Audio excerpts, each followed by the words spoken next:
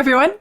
Today I get to listen to this week's Patreon poll winner, and this time, unlike last time, this time it is a band that I guess I've never listened to before, and it's not even one that's been high on my radar.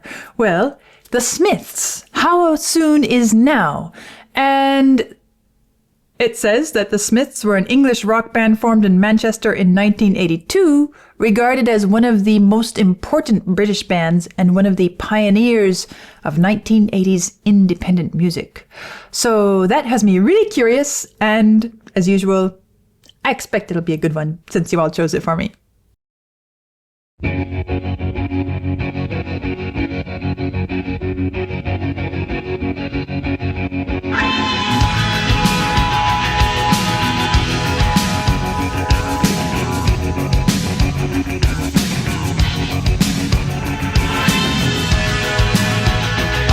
The sun and the air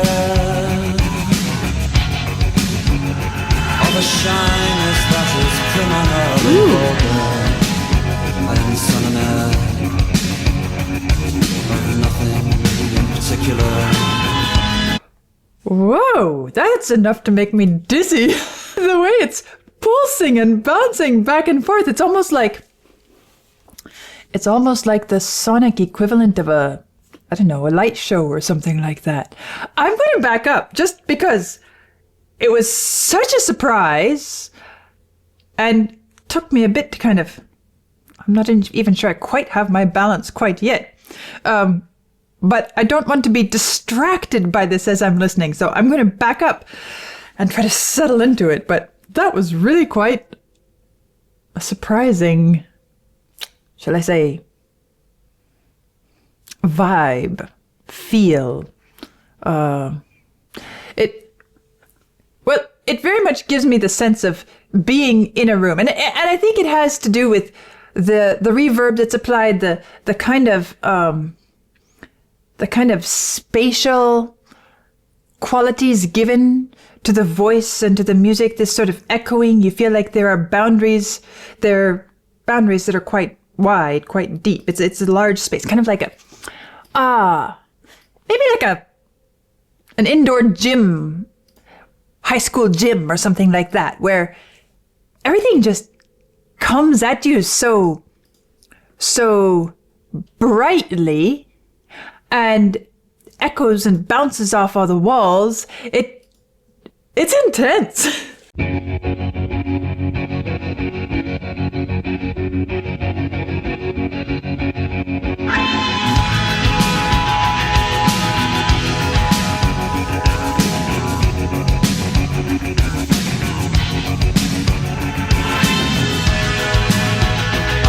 The sun and the air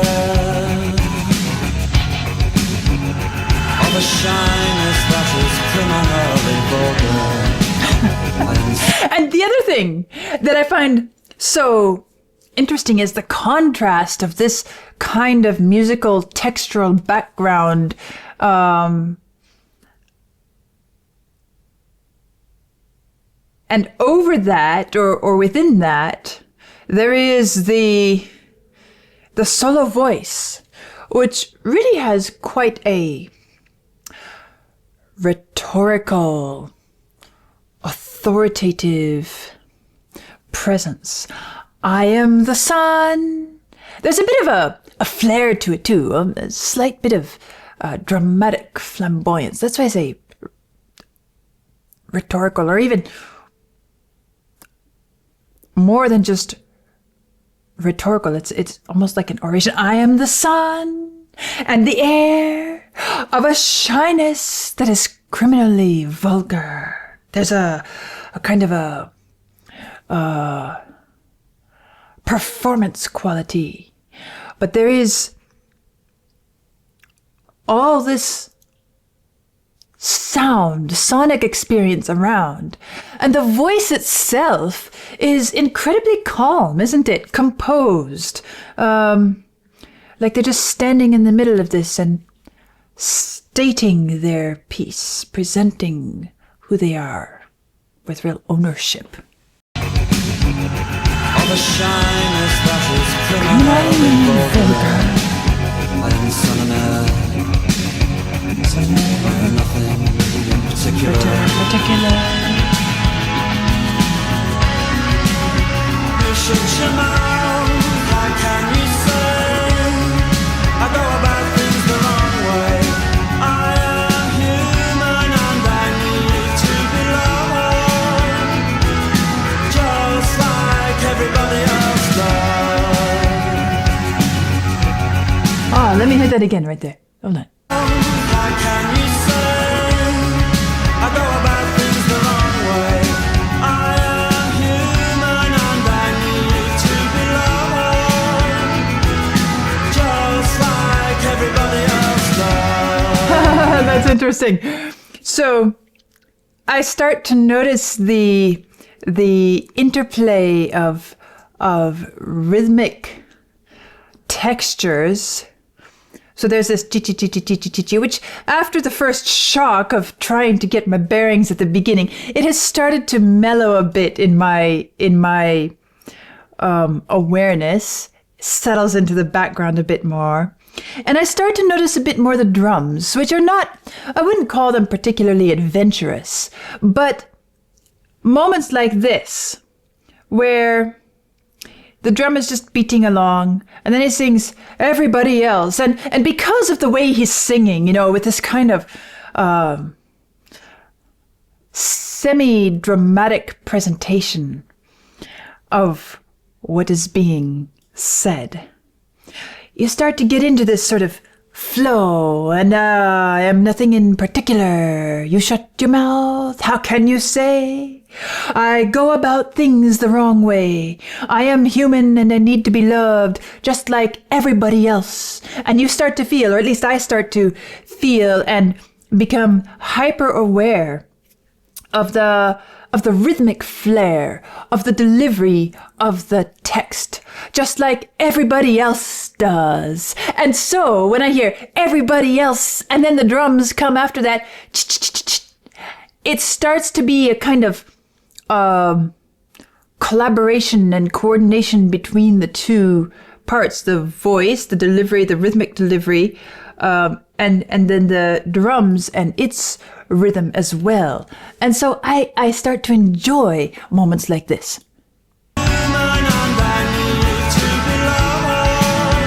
Listen. Just like everybody else kind of extends that everybody else does.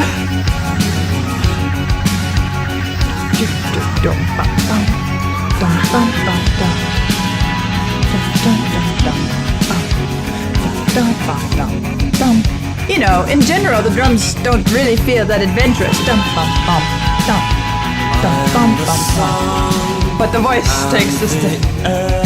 And the air of a shyness that is criminally vulgar. And the sun and air of nothing in particular. You shut your mouth, how can you say I go about things the wrong way? I am human and I need to be loved, just like everybody else does. So, as I'm settling into this, I can't help but start thinking about what is being sung, right? First, the style caught me, and I start noticing the musical elements. But now I've kind of caught up with that part of it, and now I start noticing what really is being presented. I am the sun and the air of a shyness that is criminally vulgar. I am the son and heir of nothing in particular. Even the lyrics, they have this kind of, I wouldn't call it pretentiousness. There's a kind of aristocratic style about it, in a way. What to make of it? I mean, it's kind of a funny phrase, a shyness that is criminally vulgar. I am the son and heir of nothing in particular. And it's almost like I am proclaiming this, maybe not as a matter of pride, but certainly something that I'm not ashamed of. I am stating who I am with style and confidence, and my feet firmly planted on the ground. This is who I am.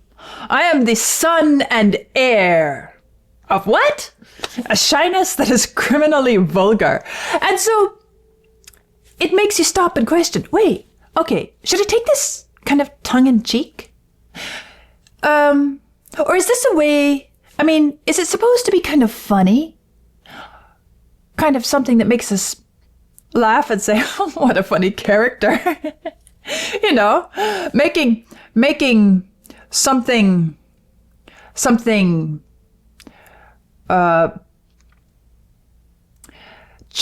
to identify with a fault or a weakness as if it were a strength. Is this somebody who is proud of their faults? Or is it somebody who is it meant to express something different? Like, this is a statement of my need and my failings. And the question, how can you say I go about things the wrong way? I am human and I need to be loved just like everybody else does. Is this somebody crying out for some kind of help, some kind of attention, some kind of softness in a world that seems to be rather hard and cold as the music kind of echoes in a gym.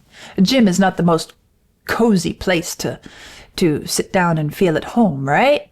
At least not for me. No, I'm not a basketball aficionado, so maybe for some who like to practice, it feels like home. But for me, no.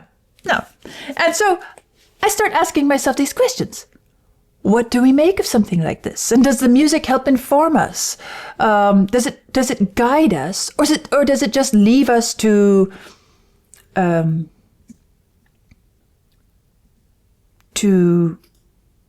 decide what we want it to say? And I can't help but remembering other songs, kind of the grunge genre, right? What was that one? Oh, what was it called? Black Hole Sun? No. It was kind of a I am worthless sort of. Oh, Creep? Yeah, something like Creep, where I am a creep. I'm basically worthless, and I'm useless, and I have no identity, no sense of value in myself. Is that what this is? And maybe it's not as extreme as something like Creep, but still I feel like there is a bit of that in this, right? Although he's very good at masking his insecurities. I am the son and the heir. But there is such a theatricalness about it. It begins to feel not so much like a personal confession, but yes, more theatrical. Like something a little bit Shakespearean dramatic in it, right? And so, is this somebody using theatrics and drama, like Shakespeare, to convey some ideas, or is this more of a personal confession? All these questions start tumbling through my mind as I'm listening, because really there's nothing strongly in the music, at least not yet, to say this is the direction you should take in relating to it. Instead, it feels rather open, and we could quite reasonably take it in any one or even all of those directions at once. Oh,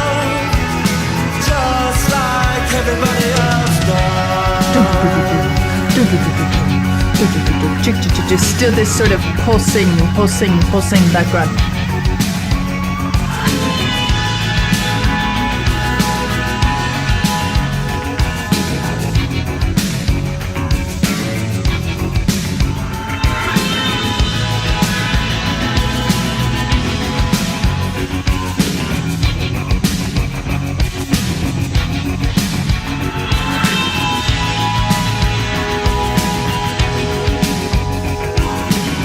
This sort of is not particularly comfortable to me. Maybe it's just my aesthetic preference, but to me it feels painful. You could meet somebody who really loves you. So you go and you stand on your own, and you leave on your own, and you go home and you cry and you want to die.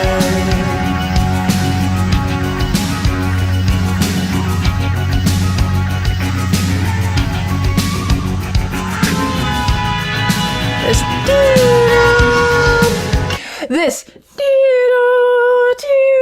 to me, that is the most painful, disturbing, uncomfortable part of the music. And it's the thing that prevents me from saying, this is kind of funny. It's kind of a joke, isn't it? It's somebody fooling around and playing with us. It makes me want to take it more seriously. It makes me want to take this as a real cry to be noticed. As this aching, desperate searching for belonging. It does. And although I can't say that there is much harmonically or melodically to point me that direction, the choice of timbres and musical colors in the instrumental mix background. And one other thing too, the fact that this voice, although it is clear and placed well, and although it is quite theatrical in its presentation, listening to the balance of the whole thing, I said it sounds like the voice is planted firmly on the ground and it's giving this wonderful performance and delivery of these ideas in this dramatic fashion, right? It has flair, it has style, but that is just a cover. That is just a cover for the insecurities lying beneath the surface.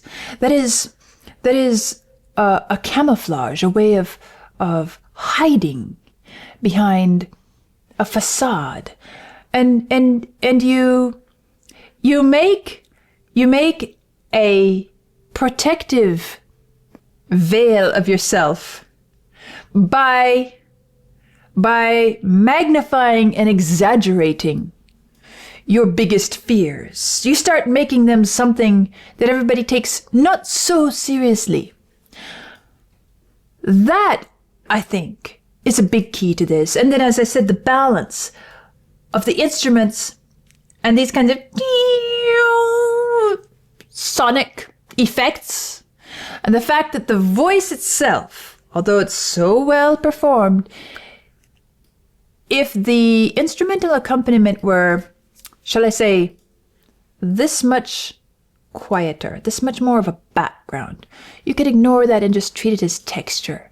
But you cannot, because it pushes itself into your line of sight, into the spotlight.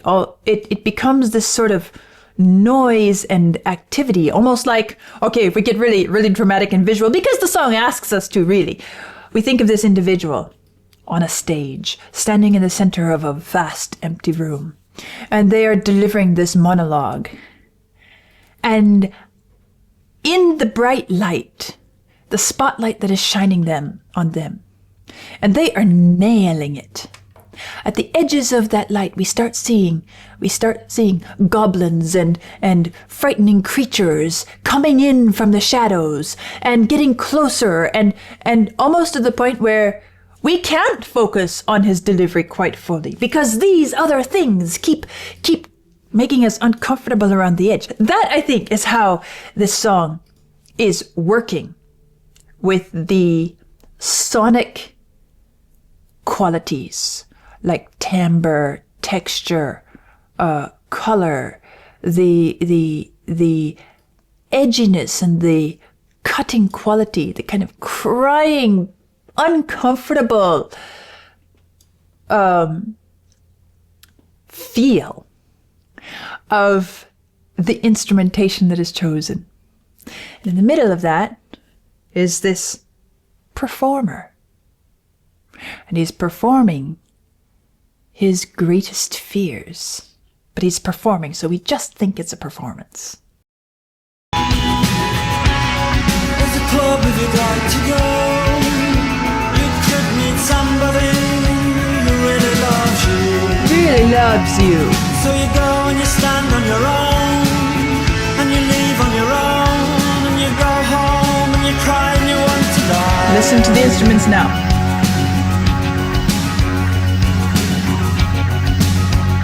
It leaves us waiting there. And then you hear this squeal, and then this doom. Those are the long fingers reaching in from the shadows. You see? This song, if you're not paying attention, you can kind of chuckle and say, huh, funny, you know? But it actually, the further I get through it, the deeper I listen, the more I feel like this song expresses a lot of a great depth of feeling and insecurity and pain in a way that is perhaps, we might say, it's meant to be able to be taken unseriously, because the whole idea is we are trying to hide behind this facade. But it's there. And if we dig into it and we start finding it, it comes clawing out from the shadows at us and insists that we listen.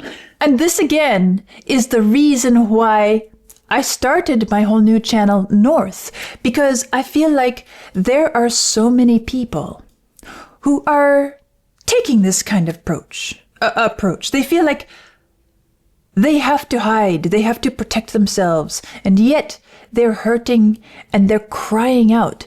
And the whole idea with North is that we can listen and we can pay attention and we can become compassionate and care and see beyond the surface. And so a song like this is yet another example of somebody who found a way to tell these people, look, I hear you, I feel you. Perhaps I've even been there myself.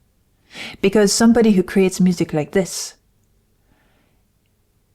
it's not just an idea in their mind.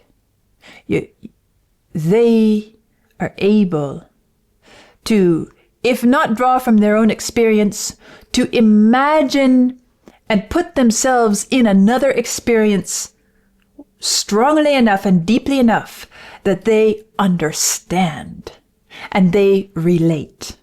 And so it speaks to the others and says, I hear you and I see you. Behind all that facade, you're there and I'm with you.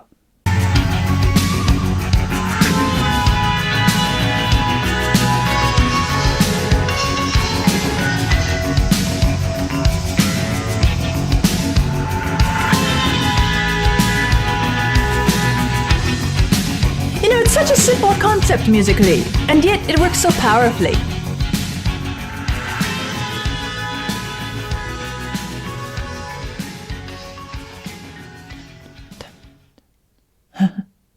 Yeah, and it simply fades out, because it's not trying to be anything grand or pretentious.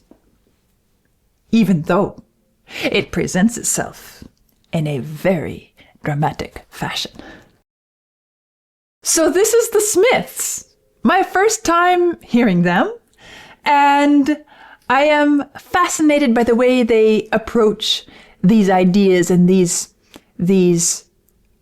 topics, and I'm curious about what else they've produced, so I'm sure that I'll be returning to them in the future. Thank you to all of you who chose this one for me, who voted for it and brought it to me today, and I'm very much looking forward to what you choose for me next week. I'll listen to that and be looking forward to it. I'll see you soon.